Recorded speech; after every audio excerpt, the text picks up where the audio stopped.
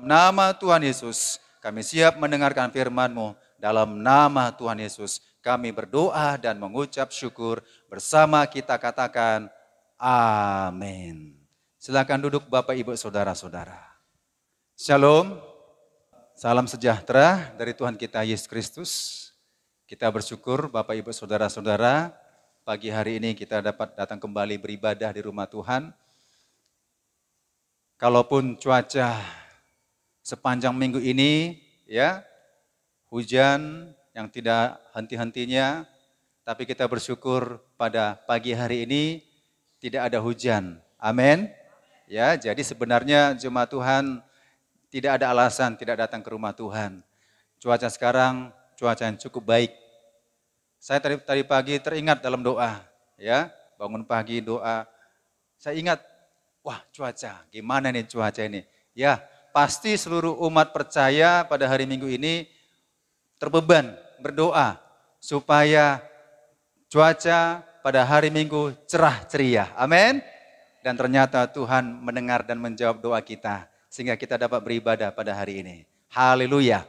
Mari Bapak Ibu Saudara-saudara, kita lihat firman Tuhan di dalam Matius 6 ayat 19 sampai 21, kita akan baca ayat ini secara responsoria. Yang topiknya di situ, judul perikopnya adalah hal mengumpulkan harta. Saya baca ayat 19, nanti bersama-sama kita baca ayat 21. Janganlah kamu mengumpulkan harta di bumi. Di bumi ngengat dan karat merusakkannya, dan pencuri membongkar serta mencurinya.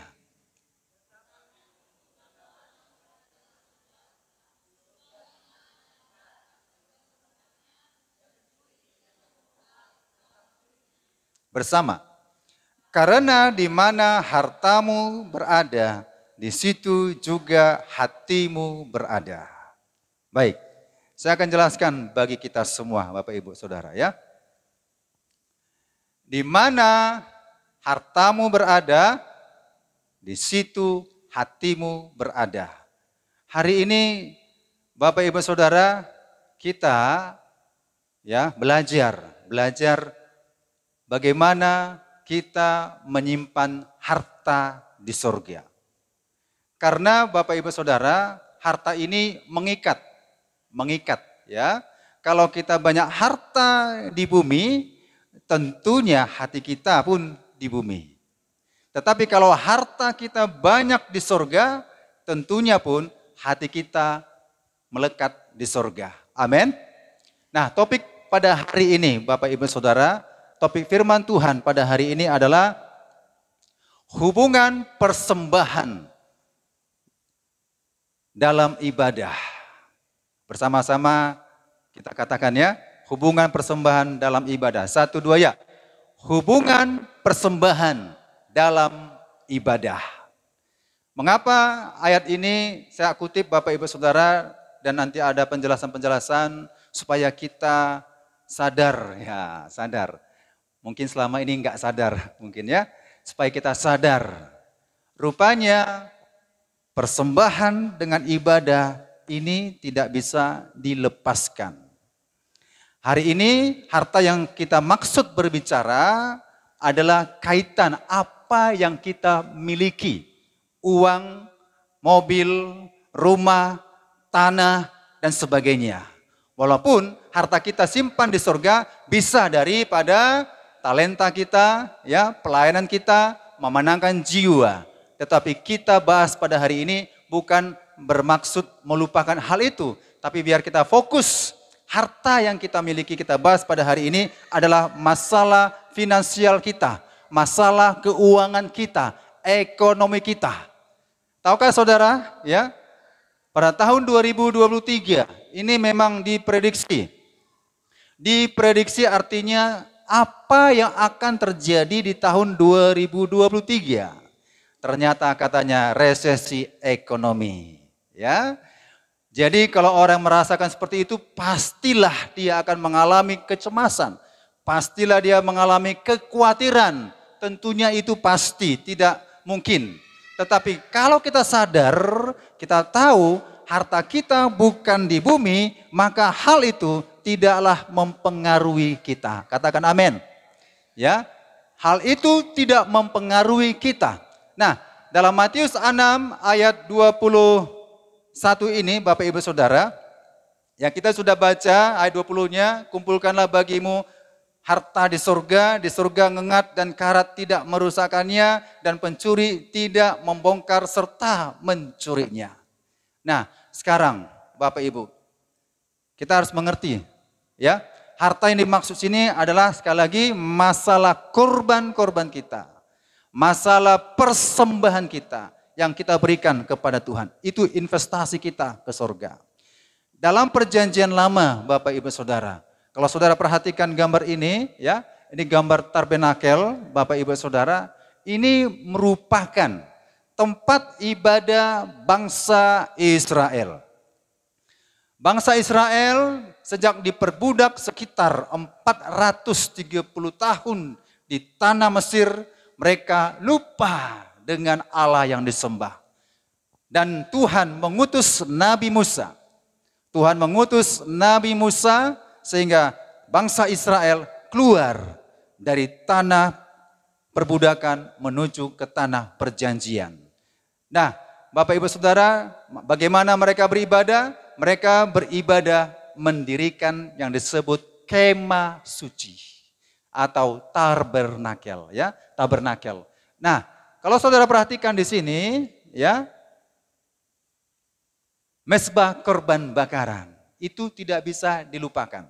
Kerap kali bangsa Israel kalau datang beribadah kepada Tuhan, ya, mereka bukan beribadah dengan tangan kosong. Kalau saudara baca Ulangan 16 ayat 16, itu tidak boleh dengan tangan hampa kalau kita datang ke hadirat Allah. Harus berisi, harus bisa memberi, begitu, ya. Nah, jadi ketika bangsa Israel datang beribadah kepada Tuhan, tahap pertama mereka masuk harus memberikan sesuatu.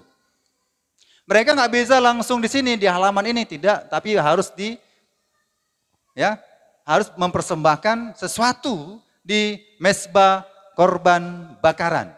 Mereka harus mempersembahkan sesuatu, korban binatang yang disebut domba atau kambing, atau juga lembu, atau juga sapi.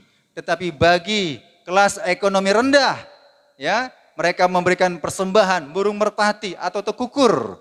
Itu mereka lakukan persembahan-persembahan tersebut, saudara-saudara. Tidak pernah bangsa Israel datang beribadah dengan tangan yang kosong, ya.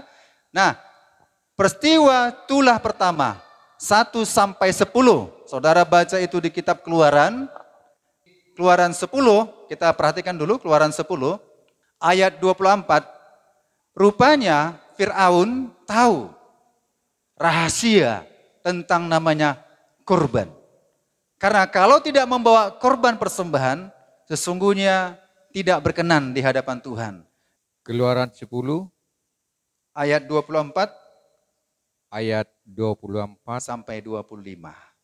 Demikian firman Tuhan. Lalu Firaun memanggil Musa serta berkata, pergilah, beribadahlah kepada Tuhan, hanya kambing dombamu dan lembu sapimu harus ditinggalkan, juga anak-anakmu boleh turut beserta kamu. Tetapi Musa berkata, bahkan korban sembelihan dan korban bakaran harus engkau berikan kepada kami, supaya kami menyediakannya untuk Tuhan Allah kami. Dan juga ternak kami harus turut beserta kami, dan satu kaki pun tidak akan tinggal, sebab dari ternak itulah kami harus ambil untuk beribadah kepada Tuhan Allah kami. Dan kami tidak tahu dengan apa kami harus beribadah kepada Tuhan sebelum kami sampai di sana. Oke, Bapak Ibu Saudara, apa yang dipersembahkan? Domba, lembu, sapi, ya, ingat itu ya, itu korban. 1 ekor kambing, nah, kita bandingkan harga ya. 1 ekor domba kita bandingkan harga sekarang, 1 ekor lembu, sapi itu cukup mahal. Nah, ketika Musa meminta kepada Fir'aun, ya Musa datang kepada Fir'aun. Fir'aun, kami mau beribadah. Tapi Raja Fir'aun melarang membawa korban persembahan. Padahal Bapak Ibu Saudara yang perlu kita ketahui, ibadah dengan korban persembahan tidak bisa dilepaskan. Mereka sadar ketika mereka beribadah, Musa bersama bangsanya, mereka harus membawa korban persembahan. Maka diminta kepada Fir'aun, biarkanlah kami pergi untuk beribadah kepada Tuhan. Tapi Fir'aun, boleh engkau beribadah. Boleh lakukan pujian dan penyembahan. Boleh yang lain, silahkan. Tetapi jangan memberikan korban persembahan. Bangsa Israel tahu, Bapak Ibu Saudara, bahwasan itu tidak boleh dalam ibadah itu tanpa ada kurban-kurban. Amin. Maka Bapak Ibu Saudara, kembali kita ke tabernakel, selalu dibawa persembahan. Dibakar. Jadi apa yang mereka bawa, domba dibakar, hangus, habis. Lembu dibawa, dibakar, dikorbankan, habis, hangus. Ya, dan sejenisnya dibakar, hangus, habis. Ini berarti Bapak Ibu Saudara, apa yang kita berikan, apa yang kita korbankan kepada Tuhan, jangan lagi dihitung-hitung. Amin. Gak boleh dihitung, gak boleh dihitung-hitung. Ini kipas angin ini saya memberikan ini kepada gereja. Bapak Ibu Saudara gak boleh berkata itu dalam diri kita kepada Tuhan. Oh, salib ini saya sumbangkan kepada gereja. Ini kan saya yang buat. Ini punya akunya ini, punya akunya ini. Oh, ini semua fasilitas. Oh, itu Infocus. Aku yang persembahkan, punya aku itu, punya aku. Saudara, itu tidak boleh lagi diperhitungkan. Semuanya sudah hangus. Ya, jadi apa yang kita korbankan kepada Tuhan tidak boleh lagi dihitung-hitung. Itulah makanya mereka ketika beribadah kepada Tuhan, supaya berkenan beribadah kepada Tuhan, mereka korbankan lembu yang cukup mahal. Mungkin 10 juta, mungkin di atasnya itu mereka korbankan. Tapi yang punya itu tidak lagi berhitung-hitung mengenai harga dan jumlah yang dipersembahkan itu. Karena segala sesuatunya dipersembahkan semuanya untuk kemuliaan bagi nama Tuhan. Haleluya. Nah, kita ambil contoh kisah satu tokoh Alkitab yang cukup terkenal. Ayub. Mari kita buka kitab Ayub 1, Bapak Ibu Saudara. Perhatikan Ayub 1, silakan Pak dibaca Ayub 1. Kalau dibaca semua cukup panjang ini, tapi Bapak baca ayat 1 sampai 3 saja.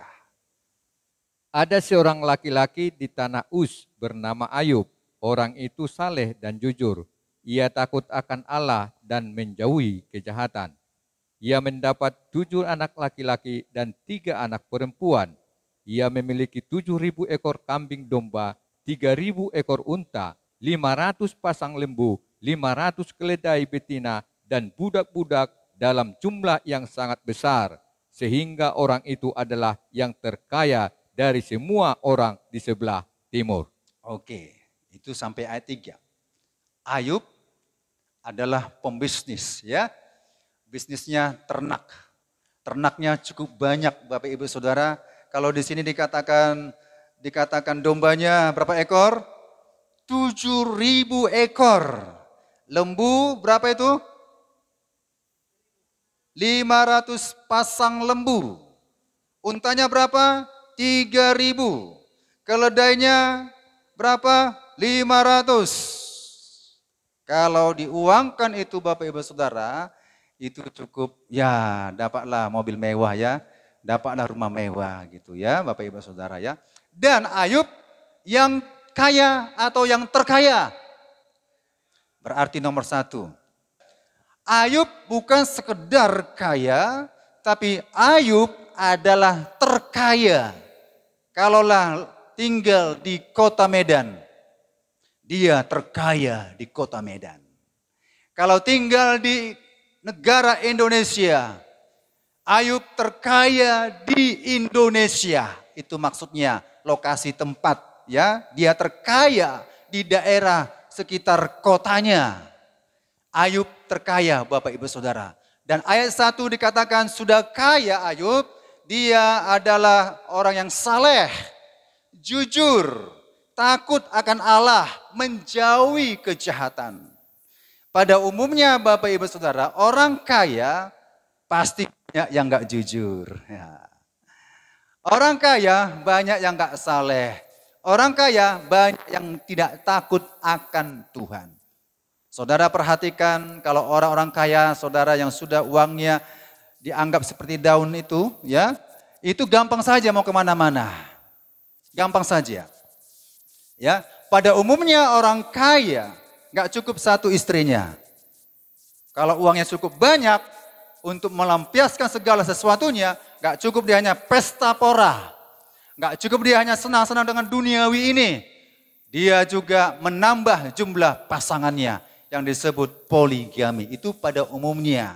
Tapi Ayub Bapak Ibu Saudara, dia cuma satu istrinya. Ayub mempunyai anak 7 laki-laki dan 3 anak perempuan. Nah, di tengah kekayaan itu Bapak Ibu Saudara, datanglah si iblis, ya. Datanglah si iblis. Nanti saya akan ceritakan hal ini. Tapi kita baca dulu di ayat yang ke-5, ya, ke-5. Setiap kali, kata setiap kali, saudara, bukan hanya loncat-loncat ya. Artinya Senin dilakukan, besok enggak lakukan. Besok lakukan, besok lagi enggak lakukan. Tidak, setiap kali. Apabila hari-hari pesta telah berlalu, Ayub memanggil mereka dan menguduskan mereka. Keesokan harinya pagi-pagi bangunlah Ayub, lalu mempersembahkan, ada kata mempersembahkan, korban bakaran sebanyak jumlah mereka sekalian. Sebab pikirnya, mungkin anak-anakku sudah berbuat dosa dan telah mengutuki Allah di dalam hati. Demikianlah dilakukan Ayub senantiasa. Ayub berdoa pagi-pagi, pertama berdoa untuk anak-anaknya. Tuhan berkati anakku. Anakku jumlahnya cukup banyak Tuhan, 10. Tuhan jikalau mereka banyak melakukan kesalahan pada hari ini, aku persembahkan korban. Berarti korbannya bisa, berapa anaknya? 10 ya? Berarti bisa korbankan 10. 10, setiap orang punya korbannya. Tuhan, anakku si Ani, ini korban, persembahkan kepada Tuhan. Tuhan, anakku si Anto, korbankan persembahan. Ini berkaitan dengan ibadah. Jadi Ayub selalu senantiasa memberikan korban. Senantiasa itu seterusnya. Bangun pagi, korban. Ibadah, korban. Ya, kita di sini pujian penyembahan ada korban. Doa kita berkorban. Yani kita berkorban. Semuanya ada kurban yang harus kita berikan kepada Tuhan. Nah, rahasia kurban ini Bapak Ibu Saudara, kalau saudara baca ayat 8 sampai ayat yang ke-10, ya, rupanya korban-korban persembahan itu yang dilakukan Ayub. Kalau saya baca ayat 10, dikatakan begini, ini iblis mengatakan ya, bukankah engkau yang membuat pagar sekeliling dia dan rumahnya, serta segala yang dimilikinya, apa yang dikerjakannya telah kau berkati, dan apa yang dimilikinya makin bertambah di negeri itu. Rupanya kurban-kurban persembahan ini rahasia, supaya kehidupan kita dipagari oleh Tuhan Allah. Ya, supaya kurban kita semakin bertambah-tambah di hadapan Tuhan. Berikanlah persembahan yang terbaik bagi Tuhan. Amin. Inilah yang dilakukan oleh Ayub. Sehingga apa? Sehingga dia dipagari. Kurban-kurban itu memagari dia. Ini buktinya. Iblis berkata, iyalah Tuhan. Cobalah kalau enggak engkau pagari, pasti dia akan mengutuki engkau. Itu kata iblis. Kata iblis demikian. Maka Tuhan Allah berkata, silahkan. Dia hambaku yang saleh, jujur, setia, dan takut kepada Allah. Silahkan kau coba. Saudara-saudara, pencobaan pertama, pencobaan kedua, pencobaan ketiga. Saudara-saudara, ini cukup berat sekali. Ya, iblis tidak langsung tidak langsung memberikan pencobaan masalah istri. Kalau kita bilang masalah keluarga, nggak langsung, nggak masalah istri dan suami, nggak melalui itu. Iblis tahu dia nggak akan memberikan pencobaan kepada Ayub masalah anak-anak yang nakal, nggak pernah gereja mungkin, nggak patuh terhadap orang tua, melawan orang tua, tidak itu dipakainya. Iblis tahu dia tidak akan memberikan pencobaan kepada Ayub yang pertama kali itu adalah masalah penyakit. Tidak mau menggunakan penyakit. Ya, tahu iblis. Enggak melalui istri, masalah istri, enggak melalui masalah anak, tidak melalui masalah apalagi tadi? Satu lagi?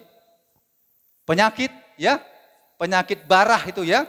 Tetapi iblis tahu apa yang diambil pertama. Kalau saudara baca di Ayub 1 ayat 14 sampai 16, saudara-saudara, inilah yang pertama kali iblis ambil.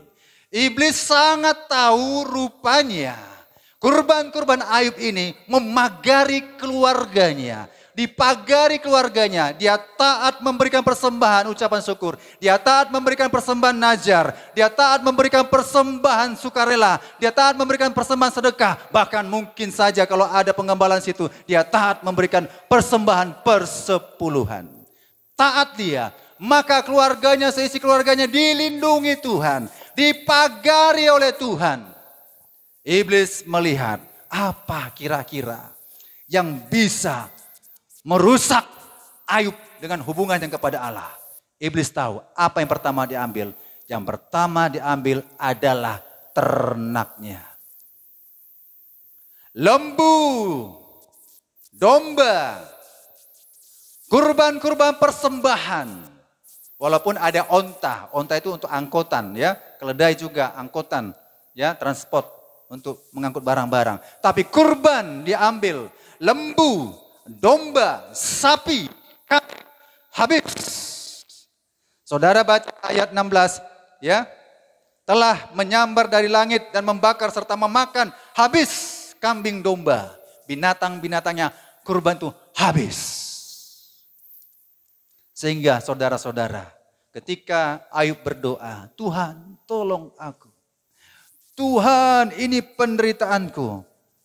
Saudara, gak didengar, gak dijawab Tuhan, malah datang lagi masalah. Apa masalahnya?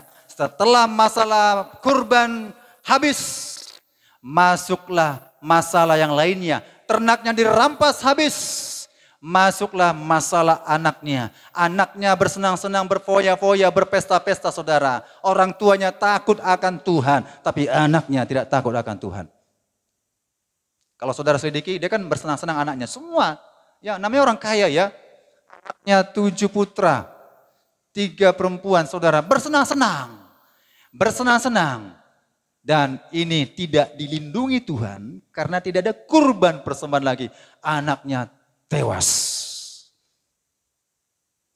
Setelah itu Bapak Ibu Saudara, ya bukan hanya itu. Pasti Ayub berdoa. Pasti Ayub taat beribadah kepada Tuhan. Dia tetap tidak pernah menyangkal Allah yang disembahnya. Dia beribadah, tetapi pencobaan selanjutnya datang. Yaitu penyakit barah menimpa kepada tubuhnya. Tahukah saudara barah ya? Barah itu mirip-mirip dengan bisul lah kita bilangnya. Bisul di kaki, bisul di mana, di wajah, semua bisul-bisul. Saudara bisa bayangkan tidak bisa tidur. Ya. Alkitab jelas mengatakan kita Ayub bagaimana gatalnya tubuh badannya itu. Pecahan kaca, kalau ada botol dipecahkan, diambil kaca, digarut ke tubuhnya.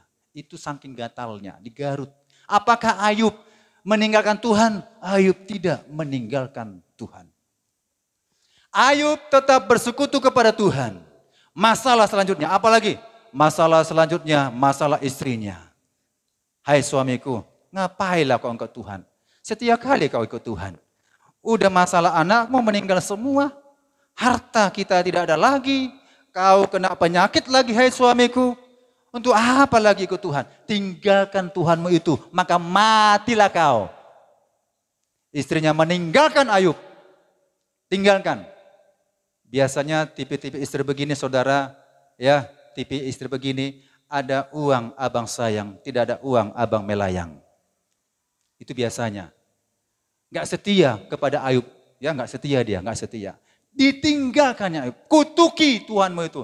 Gak ada Tuhanmu itu, masa Tuhanmu kejam sekali, anakmu mati semua, hartamu habis semua, kau kena penyakit, mana Tuhanmu itu? Buktikan Tuhanmu itu.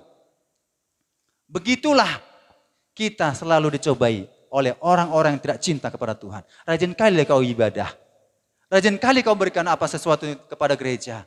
Tapi kehidupanmu itu begini, begitu. Saudara, jangan menyerah. Amin.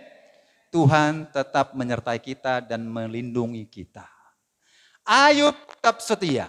Saudara-saudara, Ayub tahu rahasia persembahan itu merupakan rahasia yang sangat luar biasa, memagari kehidupannya. Nah, kita lihat dulu kaitannya, saudara. Mengapa Ayub sangat menghormati, memberikan persembahan itu ya? Kita lihat 2 Tawarik 9 ayat 4 lah ya. 2 Tawarik 9 ayat 4. Makanan di mejanya, cara duduk pegawai-pegawainya, cara pelayan-pelayannya melayani dan berpakaian, juru-juru minumnya dan pakaian mereka, dan korban yang sembahkannya di rumah Tuhan, maka tercenganglah ratu itu. Nah, cerita ini Bapak Ibu Saudara, ini adalah kunjungan Ratu Negeri Seba. Kunjungan Ratu Negeri Seba datang melihat. Tahu saudara, bait Allah yang dibangun oleh Salomo itu. Ini kan nggak permanen ya. Tabernakel tidak permanen, kemah suci tidak permanen. Ini tempat ibadah sementara, bisa pindah-pindah. Ternyata Salomo membangun yang permanen. Megah, rumah ibadah yang terkaya di seluruh dunia. Semua banyak dilapisi dengan emas. Semua, saudara ya, semua benda-benda, barang-barang, kalau ini nampak kelihatan lapis emas. Lantai juga kalau nampak dilapis emas dan sebagainya, itu saking kayanya ya, saking kayanya. Dan apa yang dilakukan Salomo Bapak Ibu Saudara terhadap rumah Tuhan. Nah, ini disaksikan oleh Ratu Seba ya. Dilihatnya begini dan diperhatikan di ayat 4. Kalau saudara baca mulai 1 silakan, tapi ini intinya. Di ayat 4, makanan di mejanya, cara duduk pegawai-pegawainya, cara pelayan-pelayannya melayani dan berpakaian, juru-juru minumnya dan pakaian mereka. Dan ingat ada kata korban bakaran yang biasa dipersembahkannya di rumah Tuhan, maka tercenganglah ratu itu. Salomo punya harta tidak pelit dan tidak kikir, begitu ya. Jadi ketika beribadah senantiasa biasa memberikan persembahan di rumah Tuhan. Ratu Seba melihat semua pelayan-pelayannya bagus, dekorasinya mantap sekali. Ruangan ibadah kita bilangnya, ruang ibadah full AC, bagus ya, bagus. Musiknya full band, lengkap. Bagus, pengkhotbahnya bagus, fasilitasnya bagus semuanya. Tapi kalau tidak ada korban persembahannya, ini kekejian di mata Allah. Boleh semuanya bagus fasilitas, boleh kita melayani yang terbaik bagi nama Tuhan. Boleh saya sebagai pengkhotbah, silahkan. Boleh saudara mengambil pelayan di sini, silahkan. Gak ada masalah, bagus semuanya, tertib. Sangat penuh hikmat. Baik sekali dipandang Ratu Seba. Dan komplit dengan persembahan. Artinya, Kalau kita melayani yang terbaik kepada Tuhan, kata terbaik kepada Tuhan saudara-saudara, supaya ibadah kita naik ke hadirat Tuhan saudara, rupanya Salomo wajib harus memberikan persembahan kepada Tuhan. Terjemahan lama ya, coba tampilkan terjemahan lama. Ini kan terjemahan baru ya, supaya saudara mengerti. Ini terjemahan baru. Terjemahan lamanya silakan tampilkan dulu supaya saudara menemukan satu kata yang diterjemahkan ya. 2 Tawarik 9 ayat 4 terjemahan lama. 2 Tawarik 9. Nah, saudara-saudara, ini terjemahan lama ya. Rupanya di terjemahan lama, kata korban bakaran yang biasa dipersembahkannya itu rupanya tertulis jalan naik ke rumah Tuhan. Gak usah dibaca semua, saudara, ya perhatikan saja. Saya buat tanda merah, terjemahan lama itu tertulis kurban bakaran itu adalah naik ke rumah Tuhan. Dalam bait Allah, kalau saudara perhatikan ini namanya mezbah kurban bakaran itu saudara-saudara, itu kalau dulu nggak pakai tangga, nggak ada tangganya itu. Ke kemah suci nggak ada tangga, langsung sembelih bakar. Tetapi di bait Allah saudara, ini sudah pakai tangga. Mezbah kurban bakaran itu sudah ada tangganya. Jadi ketika mereka beribadah kepada Tuhan, gak cukup kata Yahweh Elohim Adonai. Gak cukup mengatakan Tuhan Allah yang besar, yang dahsyat. Inilah kami Tuhan, bangsa Israel, umat pilihan-Mu Tuhan. Yang sudah Engkau berikan sejak Abraham, Ishak dan Yakub. Kamilah bangsa-Mu ya Tuhan. Gak cukup dengan ngomong doang saja. Tapi setelah itu maka memberikan persembahan naik. Ada kata naik ke rumah Tuhan. Naik ke rumah Tuhan. Rupanya ibadah dengan namanya persembahan. Naik bersama-sama ke hadirat Allah. Amin. Naik. Jadi saudara-saudara tidak akan pernah naik ke hadirat Allah kalau kita beribadah tanpa ada memberikan persembahan kita. Jangan harap Tuhan sudah banyak persoalan yang kuhadapi. Masalah pekerjaan, masalah istri dan anak dan sebagainya. Aku rajin yang beribadah Tuhan.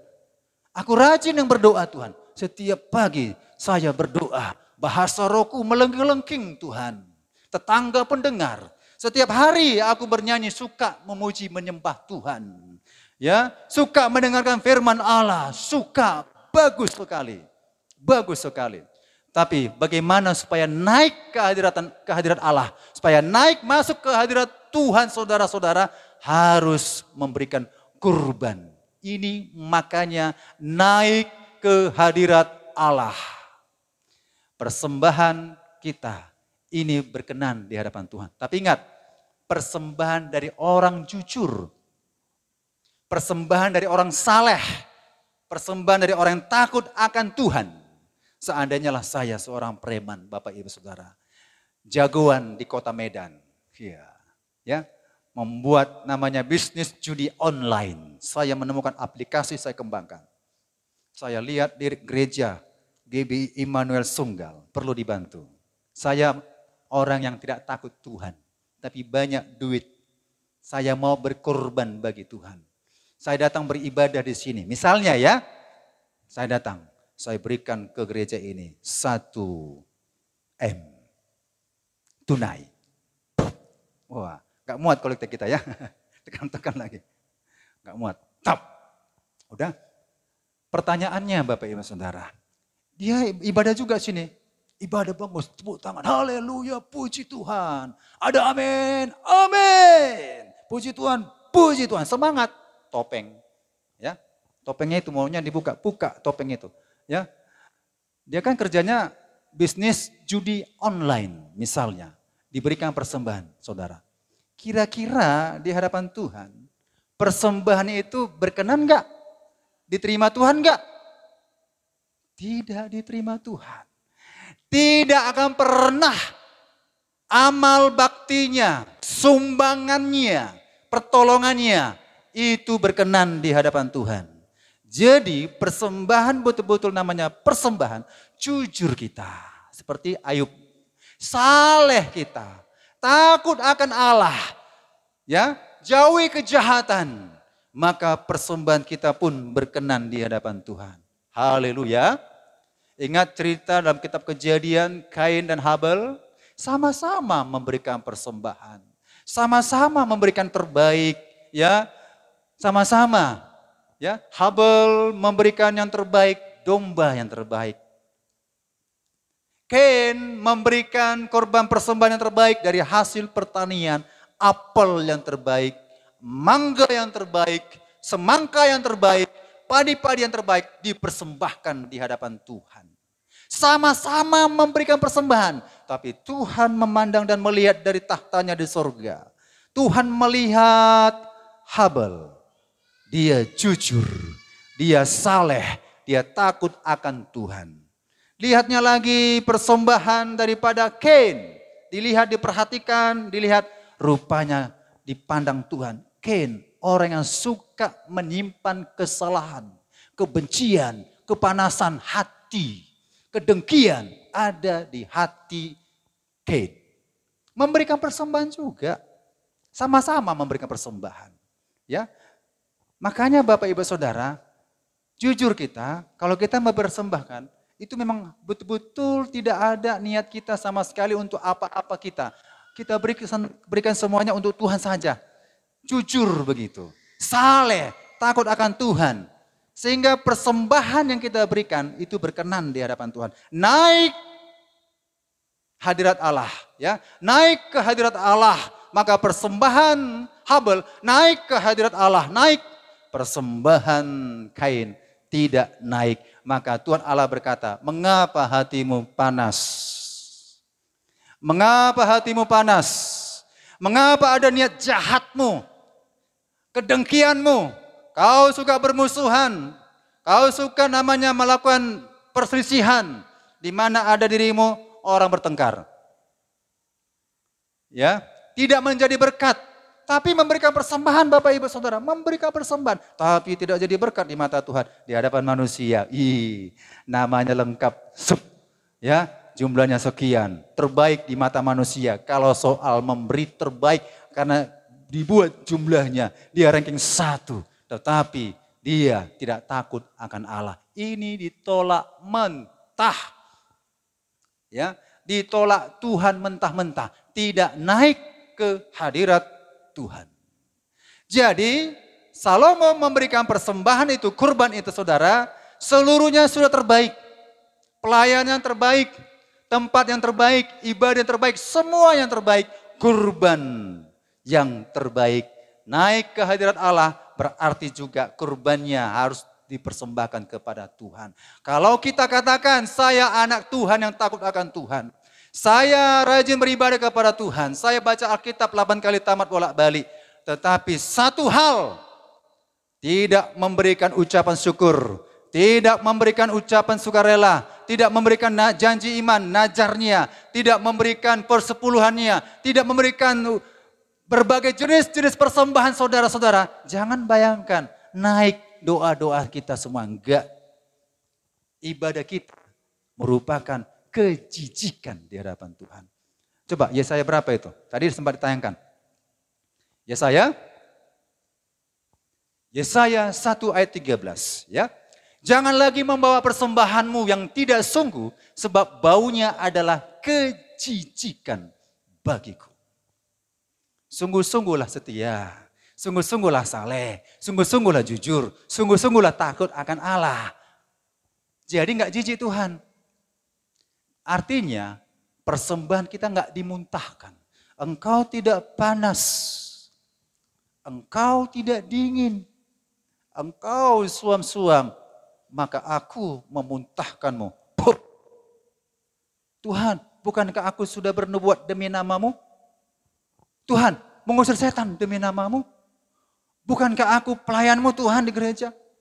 Misalnya, tapi tidak sungguh-sungguh memberikan persembahan kepada Tuhan yang terbaik, maka itu semuanya dimuntahkan Tuhan. Haleluya. Nah, Bapak Ibu Saudara, kita lihat saudara, tadi cerita Ayub, kita kembali cerita Ayub. Nah, jadi di mana hartamu berada, di situ hatimu berada, ya. Saudara-saudara, investasi ke surga, harta kita ada, maka hati kita pun di sana. Amin. Nah, akhirnya di Ayub 42. Saudara perhatikan kitab Ayub 42. Di ayat 7 sampai ayat 10. Saya baca endingnya, nomor 10. Ya, Ayub 42, ringkasan dari semuanya ini. Lalu Tuhan memulihkan keadaan Ayub setelah ia meminta doa untuk sahabat-sahabatnya. Dan Tuhan memberikan kepada Ayub 2 kali lipat dari segala kepunyaannya dahulu. Saudara, di mana rahasianya? Ayub nggak punya lembu, apalagi nggak punya domba jantan, nggak punya. Tapi Tuhan gerakkan orang lain. Tuhan gerakkan sahabatnya. Pak Pendeta, doakanlah aku. Ini kupersembahkan 7 ekor lembu. 7 apa lagi? 7 ekor domba, kambing domba ya. Itu kurban, binatang kurban. Nah, sahabat-sahabatnya datang kepada Ayub membawa 7 ekor lembu jantan dan 7 ekor domba jantan. Tuhan perintahkan pergi kepada hambaku Ayub. Maka kalau Ayub berdoa dan persembahan itu dikorbankan, maka aku akan mendengar doa plus persembahan satu paket didengar Allah. Doa tanpa ada persembahan tidak dijawab dan didengar oleh Tuhan. Jadi dibawalah 7 ekor lembu, 7 ekor domba itu saudara-saudara, dibawa sahabat-sahabatnya. Maka Ayub berdoa dan Ayub memberkati sahabat-sahabatnya dan Tuhan juga memulihkan Ayub sampai berapa kali? 2 kali. Saudara-saudara, sejak ada persembahan itu kalau saudara baca kitab Kejadian kisah Nuh, waktu memberikan kurban persembahan itu menjadi persembahan yang harum di hadapan Tuhan. Jangan semudah enaknya kita katakan persembahanku harum di hadapan Allah, tapi tidak jujur, nahat, jahat, banyak kebohongan, munafik tidak berkenan. Ya, perkataan harum, persembahan harum itu adalah naik ke hadirat Tuhan. Harum. Ya, jadi ketika persembahan itu diberikan, walaupun sesungguhnya bukan milik Ayub, tapi milik sahabat-sahabatnya, maka Tuhan memulihkan keadaan Ayub 2 kali lipat. Luar biasa. Amin. Ya, 2 kali lipat. Ini seiring dengan namanya ibadah. Ibadah tidak bisa dilepaskan dengan namanya persembahan. Ibadah plus persembahan naik ke hadirat Tuhan. Ada satu cerita di Alkitab. Saudara pernah dengar cerita tentang 450 nabi palsu itu? Ya, itu tertulisnya di kitab 1 Raja-Raja 30 sampai 38. Dibaca cukup panjang, saya ceritakan saja. Saudara-saudara, ini 2 ibadah. Ibadah 450 nabi palsu dengan Elia. Saudara, pada saat itu, zaman itu air sangat susah ditemukan. Air sangat langka ditemukan karena musim kemarau. Ya, maka 450 nabi palsu, mereka juga mengadakan ibadah, mengajak tanding dengan Elia. Kalaulah betul Allahmu itu Allah yang luar biasa Elia, ketika berdoa, turunlah api menyambar persembahan ini. Kalau Allah kami yang luar biasa 450 nabi ini, kami berseru-seru, kami berdoa, kami berikan persembahan kami. Api itu turun, maka itulah Allah yang benar. Maka tibalah pertandingan itu Bapak Ibu Saudara-saudara. Ini maksud saya menyampaikan ini, ilustrasi Alkitab jelas ya. Tuhan melihat persembahan yang sungguh-sungguh, yang betul-betul dari orang jujur, takut akan Tuhan, setia kepada Tuhan. Itu sangat dihargai Tuhan. Itu sangat Tuhan perhatikan. Maka para nabi-nabi palsu itu melakukan ibadah. Sampai Elia mengatakan, mananya Tuhan Allahmu itu? Ya, panggil Tuhan Allahmu itu. Kalau nggak cukup pakai suara, pakai mic juga boleh lah. Gitu. Panggil, dipanggil Tuhan Allahnya. Tidak didengar saudara-saudara. Sampai beberapa kali tidak didengar. Bahkan sampai mereka menoreh-noreh. Ya, melukai dirinya. Supaya Tuhan Allah yang mereka imani percaya itu. Turun api dari langit menyambar makanan yang dipersembahkan itu. Itu kurban persembahan. Binatang yang dikurbankan. Lembu dikurbankan pada saat itu. Dan tidak didengar. Tidak dijawab. Padahal dikatakan 450 nabi. Padahal kalau sekarang dikatakan 450 para pendeta. Padahal dikatakan 450 para rohaniawan. Begitulah. Tidak didengar. Tapi satu orang yang benar. Namanya siapa? Elia. Yang takut akan Tuhan. Dia katakan, bangun mezbah korban itu. Kan sudah runtuh ya. Dibangun. Bangun saudara, bangun korban saudara ya. Bangun gitu. Korban mezbah korbannya. Dibangunlah korban persembahan itu. Potong lembu. Potong. Sap, naikkan di atas. Mau dibakar. Udah? Gak cukup saudara. Hanya sekedar dipotong lembu itu. Ya, itu mahal sekali. Air. Pada zaman itu, air sangat sulit sekali saudara. Kelilingi air, korek tanah sekeliling itu, bikin parit-parit, isi air. Mungkin pembantunya, pengerjanya mengatakan, bagaimana ini Pak Pendeta? Enggak mungkin lah, kita ini butuh air. Kita bisa mati enggak minum. Ini kemarau Elia. Kemarau Elia. Jangan sok-sok jago lah kita memberikan korban seperti itu. Mati kita nanti. Tapi karena dia hamba Tuhan. Mendengar suara Tuhan dengan jelas perintah Allah. Maka air itu saudara. Kalau dulu pada zaman itu, kalau air itu sangat mahal. Bisa harganya jutaan. Satu botol aqua 1 juta. Karena memang zaman musim kemarau. Kemarau saudara. Nah diberikanlah semua itu. Air yang ada dituangkanlah ke parit-parit itu. Maka berdoalah Elia. Ya Allah kami, Allah Abraham, Allahnya Ishak, Allahnya Yakub, Allahnya bangsa Israel, umat pilihan-Mu Tuhan. Inilah persembahan kami kepadamu Tuhan. Tunjukkan Engkau Allah yang hidup, Allah yang berkuasa, sanggup membakar dan melenyapkan persembahan ini.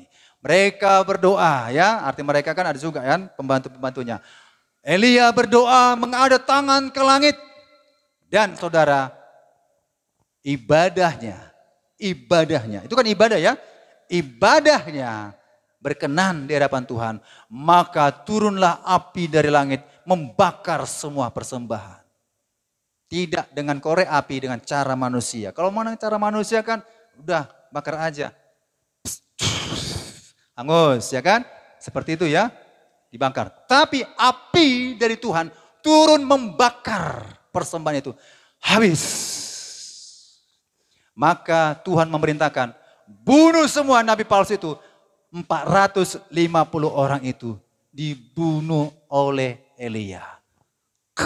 Satu persatu. Bayangkan berapa lama itu. Bagaimana menangkapnya itu. Saya nggak habis pikir itu. Nggak habis pikir. Satu persatu dibunuh. Satu-satu. Karena nabi palsu. Tuhan perintahkan dibunuh 450 nabi palsu. Dan saudara-saudara, ketika beribadah itu, maka disuruhlah kepada pembantunya, lihat hujan akan turun. Hanya setapak Pak Pendeta, itu kelihatan kecil. Ayo kita berangkat, hujan mau deras. Seluruhnya matahari terik, tapi ada awan, segumpal awan. Ya, Elia mengatakan kita pergi, hujan akan turun. Ternyata saudara, setelah peristiwa itu, maka berkat Tuhan, mujizat Tuhan terjadi. Hujan cukup deras. Maka yang selama 3,5 tahun kemarau, Tuhan ya kutuk, ya itu termasuk kutuk lah ya. Dan Tuhan pulihkan negeri di mana Elia berada dan diberkatilah. Amin. Nah ini contoh Bapak Ibu Saudara yang luar biasa berkat tersebut. Makanya naik ke hadirat Allah itu berikan persembahan kita kepada Tuhan. Dalam kitab Kisah Para Rasul 10 ayat 2 sampai ayat 4. Petrus dan Kornelius. Tahukah saudara Kornelius itu siapa? Nah, dia takut akan Tuhan ya, seorang perwira. Kalau dikatakan TNI, Angkatan Darat atau polisi atau apa saja ya. Nah, Kornelius ia saleh. Ingat, ia saleh. Ia serta seisi rumahnya takut akan Allah. Istrinya, anak-anaknya, 7 putranya, 3 putrinya, takut akan Allah. Seisi rumahnya takut akan Allah. Karena dikata seisi ya, ini enggak hanya suami istri yang takut Tuhan, anak enggak takut Tuhan. Pergumulan, ya kan? Ada sebaliknya, ayah ibunya enggak takut Tuhan, anaknya takut akan Tuhan. Pergumulan, ya sama-samalah dalam doa untuk hal itu. Tapi Kornelius punya keluarga yang takut akan Allah. Dan dikatakan lagi, ia memberi sedikit atau banyak sedekah kepada umat Yahudi dan senantiasa berdoa. Senantiasa berdoa kepada Allah. Ada kata senantiasa berdoa. Dalam suatu penglihatan kira-kira jam 3 petang. Jelas tampak kepadanya seorang malaikat Allah masuk ke rumahnya. Dan berkata kepadanya, Kornelius. Ayat 4, perhatikan saudara. Ayat 4, boleh tampilkan ayat 4 yang saya tandai warna merah supaya mudah. Ayat 4 saya baca, ia menatap malaikat itu dan dengan takut ia berkata, ada apa Tuhan? Jawab malaikat itu, semua doamu dan sedekahmu telah naik ke hadirat Allah dan Allah mengingat engkau. Saudara perhatikan. Ya. Ada kata naik ke hadirat Allah. Naik ke hadirat Allah. Sama tadi seperti Salomo beribadah kepada Tuhan, naik tangga, memberikan persembahan. Itu naik ke hadirat Allah. Ya, persembahan, ibadah, persembahan dan sebaliknya sama saja.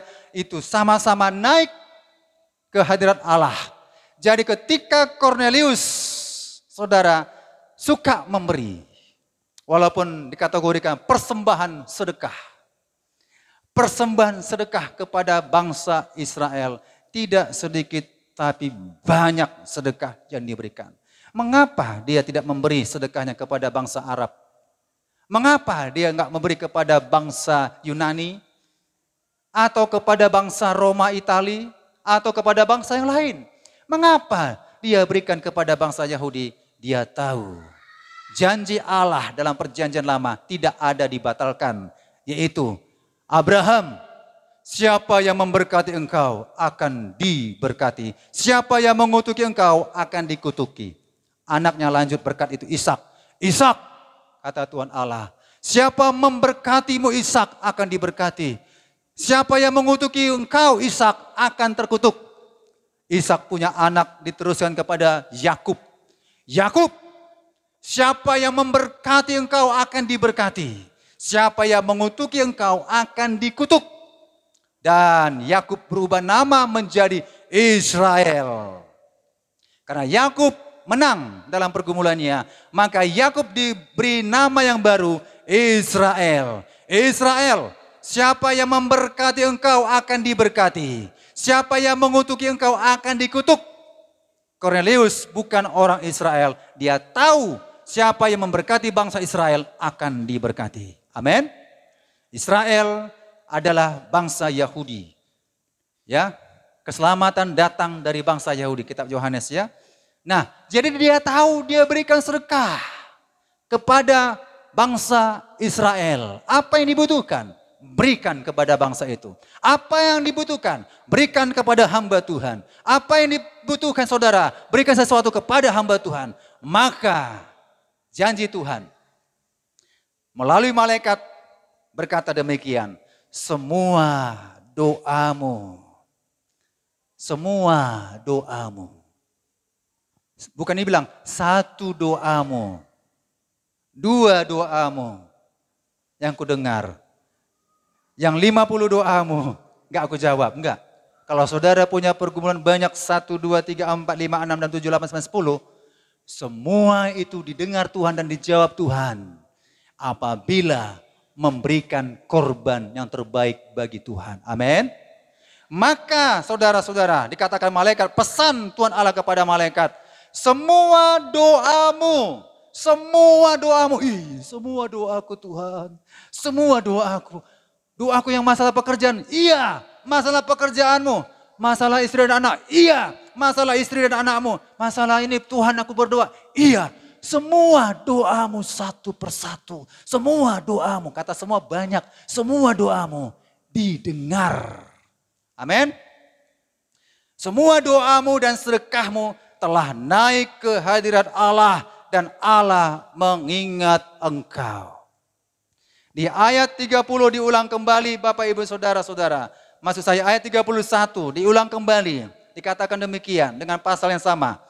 Dan ia berkata, Kornelius, doamu telah didengar Allah. Dan sedekahmu telah diingatkan di hadapannya. Doamu telah, apa tadi ya? Tadi katanya? Doamu telah didengar dan sedekahmu telah diingatkan. Saudara mau ingatkan Tuhan segala doa saudara? Mau diingatkan? Berikan persembahan persepuluhan. Berikan persembahan ucapan syukur saudara. Berikan persembahan janji iman saudara, najar saudara. Berikan persembahan sukarela. Berikan persembahan sedekah saudara. Itu persembahan-persembahan yang tidak dibatalkan oleh Allah. Gak ada yang batal masalah persembahan itu. Ya, gak ada yang batal. Coba introspeksi. Mengapa ya saya gak diberkati ya? Mengapa saya begini-begini terus ya? Saudara-saudara introspeksi. Oh iya. Sejak saya mendengar khotbah ini rupanya ada janji iman saya. Yang belum saya berikan kepada Tuhan 5 tahun yang lalu. Saya berjanji untuk memberikan najar saya, janji iman saya untuk ibadah Natal misalnya ya. Dia teringat introspeksi. Oh iya, ada janji imanku sudah dicatat oleh bendahara 5 tahun yang lalu. Apa yang diperbuat? Bayar. Amin. Segala bentuk janji-janji saudara, janji iman, najar itu harus diberikan kepada Tuhan. Maka Alkitab berkata lebih baik tidak bernajar daripada bernajar. Ya, agak beda dengan pengertian janji iman ya, agak berbeda. Kalau najar begini, najar ya. Tuhan, kalau aku sembuh Tuhan, aku melayani pekerjaanmu Tuhan.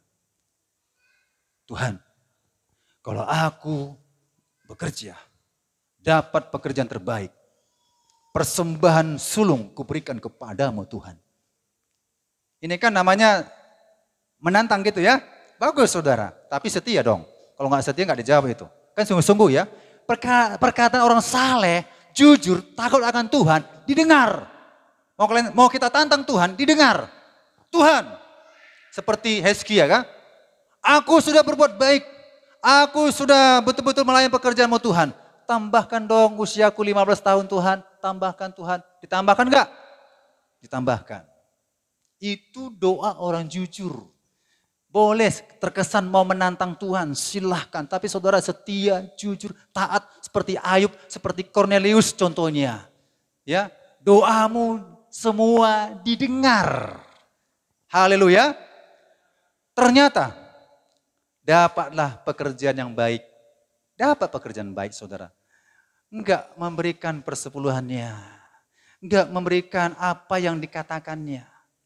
Ternyata sudah sembuh dari penyakit, sudah sembuh dari penyakit disembuhkan Tuhan, tidak mau melayani pekerjaan Tuhan.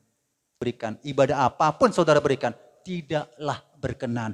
Itu ibadah agamawi. Kalau ibadah agamawi gampang lah, bisa aja. Tapi tidak berkenan. Jadi segala najar dan janji kita kepada Tuhan harus diberikan kepada Tuhan. Nah, dalam cerita orang Majus, Matius 2 ayat 11 saudara-saudara ya, orang Majus, Matius 2 ayat 11. Orang Majus datang kepada Yesus. Ini berkaitan dengan suasana Natal. Apakah dengan tangan kosong? Apa yang diberikan? Emas, mur, kemenyan. Yang terbaik enggak? Kami datang menyembah Dia. Kami datang menyembah Dia. Kami datang menyembah Dia. Kami berikan juga persembahan yang terbaik bagi Dia. Ibadah enggak itu? Ibadah. Berikan persembahan itu. Amin. Itu orang Majus. Tahu dia siapa yang mau disembah. Maka ibadahnya berkenan saudara-saudara. Nah, jenis-jenis apa saja persembahan itu? Boleh ditayangkan. Saudara-saudara, ini jenis persembahan ini satu pun tidak ada batal. Tidak boleh kita katakan, gak ada itu Pak. Yang nomor 3, gak ada, batal. Gak ada. Dari nomor 1 sampai 5, saya kutip, tidak ada yang batal. Ya, persembahan najar. Tadi secara tidak langsung sudah saya sampaikan. Persembahan ucapan syukur. Saudara, ucapan syukur, ya. Tidak perlu ya panjang lebar ya, karena waktu. Persembahan sukarela atau sedekah. Dan yang paling sulit untuk dilakukan, nomor berapa? Nomor 1. Yang paling sulit? Nomor berapa? Nomor 5 ya. Perhatikan saudara. Seluruh persembahan-persembahan zaman era sekarang tidak lagi dengan binatang ya. Tidak lagi dengan korban-korban domba, sapi, tidak. Ya, tapi inilah persembahan yang dilaksanakan dalam perjanjian baru. Ada persembahan berbagai jenis di situ saudara, ya. Tapi saya akan singgung dulu persembahan persepuluhan. Apakah persembahan persepuluhan batal? Tidak ya. Tahukah artinya persembahan persepuluhan? Persembahan persepuluhan itu merupakan ya dari hasil apa yang kita terima berkat daripada Tuhan. Berkat yang kita terima dari Tuhan sebagai ucapan terima kasihku kepada Tuhan, maka 1/10 dari pendapatan kita kembalikan ke rumah Tuhan. Walaupun uang itu semuanya milik kita saudara, tapi 1/10 itu milik Allah. Kalau saudara baca kitab Malaki itu ya, itu milik Allah. Nah, apakah ini masih berlaku? Ini ayat yang terakhir, Ibrani 7. Ayat 4, camkanlah. Camkanlah. Betapa besarnya orang itu yang kepadanya Abraham, bapa leluhur, ketika memberikan 1/10 dari segala rampasan yang paling baik. Kemudian masuk kepada hukum Taurat ayat 5. Dan mereka dari anak-anak Lewi yang menerima jabatan imam mendapat tugas menurut hukum Taurat untuk memungut persepuluhan dari umat Israel, yaitu dari saudara-saudara mereka, sekalipun mereka ini juga adalah keturunan Abraham. Saudara, ada 2 pilihan. Memberikan persepuluhan itu dari hati nurani kita kah? Atau menurut hukum Taurat yang seperti yang diteruskan oleh anak-anak Lewi? Kalau saya harap kita semuanya tidak mengikuti cara yang dilakukan oleh anak-anak Lewi dalam konteksnya hukum Taurat. Itu seperti pajak.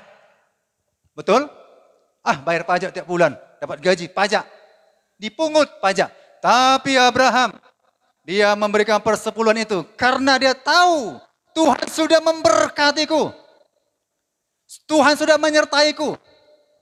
Hati nuraninya berkata berikan itu. Bukan karena hukum Taurat. Berikanlah itu karena dia itu hambanya Allah, imam. Maka 1/10 itu diberikannya kepada Melkisedek. Tidak ada Maleakhi 3 ayat 10. Jadi saudara-saudara, jangan kita selalu diingat Maleakhi 3 ayat 10. Memang benar, betul. Tapi saudara, tergerak dari hati seorang hamba. Seperti Abraham. Tidak ada ayat yang diingatkan. Tidak ada seorang pun mengingatkan tentang persepuluhan. Tapi dia tahu ini berkat Tuhan. Saya kembalikan 1/10 itu ke rumah Tuhan. Amin. Haleluya.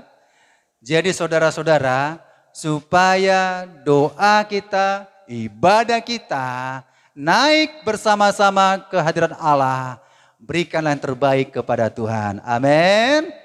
Ya, berikan apa yang bisa saudara berikan kepada Tuhan. Tuhan tidak melihat saudara itu kaya, miskin, tapi sesuai dengan kapasitas kita memberi. Seperti seorang janda yang miskin, dia nggak bisa berikan 10 juta, dia nggak bisa berikan 5 juta, dia nggak bisa berikan 100.000, dia bahkan pun tidak bisa berikan 10.000, bahkan pun tidak bisa berikan 5.000, tapi hanya 2.000 uang logam dia bisa berikan.